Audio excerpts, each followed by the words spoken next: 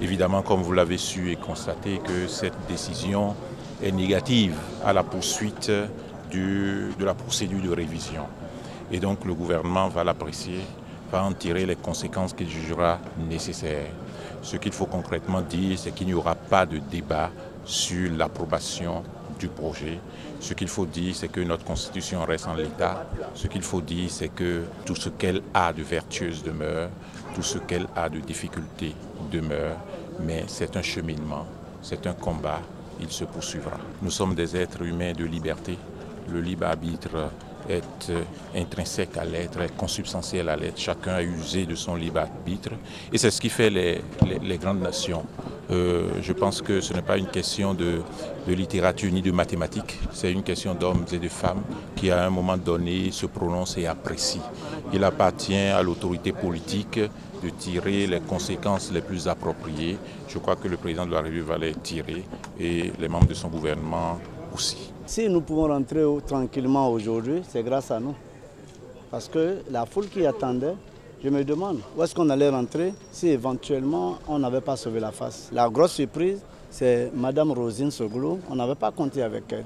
Mais aujourd'hui, ça a été une surprise agréable. Sinon, tout le reste, nous avons eu 2 défections, mais ça n'a pas changé la donne.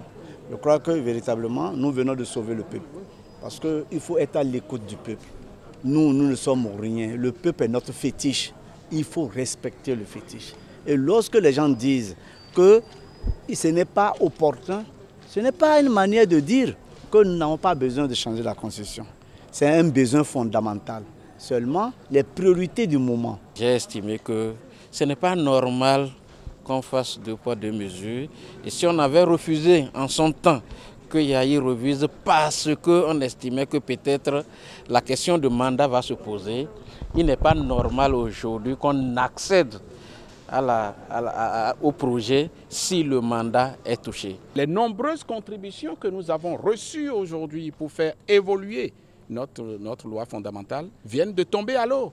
C'est ce que ça veut dire. Les populations qui ont voulu que la première monture donc, du gouvernement soit amendée, c'est eux qui ont échoué.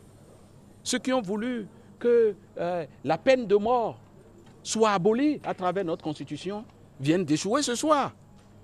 Ceux qui ont voulu qu'il y ait une discrimination positive au niveau des femmes afin que l'on puisse relever la qualité donc, de la participation féminine donc, au niveau de la représentation nationale. Et c'est ce message que le peuple va comprendre.